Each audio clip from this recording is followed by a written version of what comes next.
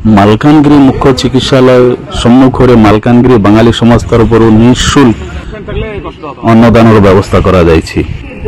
ପାଖାପାଖି 19 ଜାନୁଆରୀ 2025 ତାରିଖ ରବିବାର ଦିନରୁ ଏହି जो अन्नदानର ବ୍ୟବସ୍ଥା କରାଯାଉଛି। ମାଲକାନଗିରି ବାঙାଲି ସମାଜ ଏଇଭଳି जो पदक्षेप ନେବାକୁ ବିଭିନ୍ନ ମହଲରେ ସ୍ୱାଗତ କରୁଛନ୍ତି। କାହିଁକି ନା जो ମାଲକାନଗିରି ମୁଖ୍ୟ ଚିକିତ୍ସାଳୟରେ ପ୍ରତ୍ୟେକ ରବିବାର ଦିନ आहार केन्द्र 5 टंकिया जो आहार केन्द्र रही संपूर्ण रूपे बंद रोचे। तेणु जो रोगी जिलार कोण अनुकोण जो रोगी माने एठी आसुचंती तथा जो रोगी भर्ती अछंती हॉस्पिटल रे सेमानकर सहयोगी जो न खाई भोकर रहउचंती सेही दृष्टि मालकानगिरी बांगाली समाज चिंता करचंती कि रोगी सेवा माधव सेवा आ अन्नदान कले महापुण्य हुए। तेणु सेमाने निष्पत्ति नहीं मालकानगिरी मुख्य चिकित्सालय जिला मालकानगिरी जिला सहित आखपाख छत्तीसगढ़ एवं आंध्र प्रदेश राज्य बहुत रोगी एठी निःशुल्क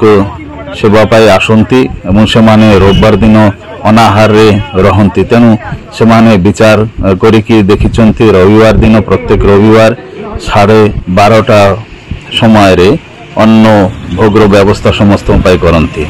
यही अन्न भोग्रे जदि सहृदय व्यक्ति माने कौनसी व्यक्ति अछंती जे सहयोग करने को चाहूचंती से मालकानगिरी बांगाली समाज सहित जोगाजोग व संपर्क करें। प्रत्येक रविवार दिन 12:30 मालकानगिरी मुख्य चिकित्सालय सम्मुख जो रोगी तथा सेमानकर सहयोगी पाई यही प्रकार जो अन्न भोगर व्यवस्था करती।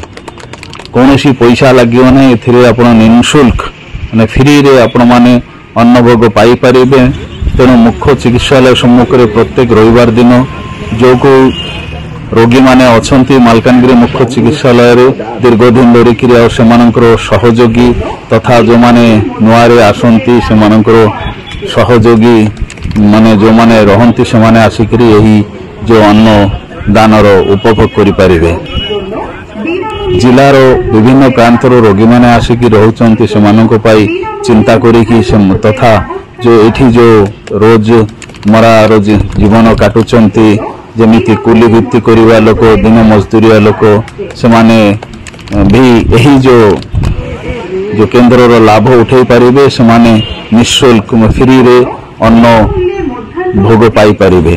तेणु समस्त को अनुरोध करा जाउछि मालकानगिरी बांगाली समाज तरफ कि जदि कौनसी व्यक्ति रविवार दिन मालकानगिरी नगर रे तथा मालकानगिरी चिकित्सालय रे जो चिकित्साधीन अछंती कौनसी रोगी सेमानकर सहयोगी अछंती सेमाने निःशुल्क रे प्रत्येक रविवार 12:30 समय रे मुख्य चिकित्सालय सम्मुख रे आपण माने आसिकरी अन्न दानर उपभोग करि परिबे।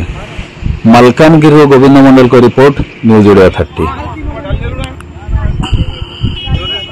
मैं निश्चित भाव में धन्यवाद देवी स्वागत योग्य पदक्षेप जो आमर हॉस्पिटल को आसुचंती रोगी मान सहित जो संपर्क निश्चित भाव में आमर जो केन्द्र आहार केन्द्र जेहेतु आज संडे बंद रोचे तेणुक लोक मान जो सुविधा केमती हम लोक जमी जो मैंने गरीब श्रेणी लोक अच्छा कि इवन पैसा भी क्या पाखे थी न पारे कि असुविधा भी थी निश्चित भाव में यहाँ सहयोग हम ये खाद्य सुविधा पाई पारे।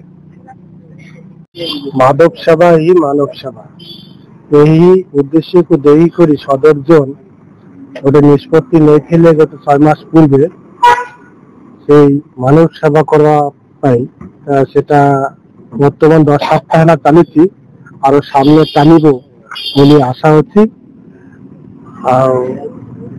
लोगों को सेवा करवाटा मानसिक धर्म से उद्देश्य देकर आम सदर जोन निष्पत्ति नहीं।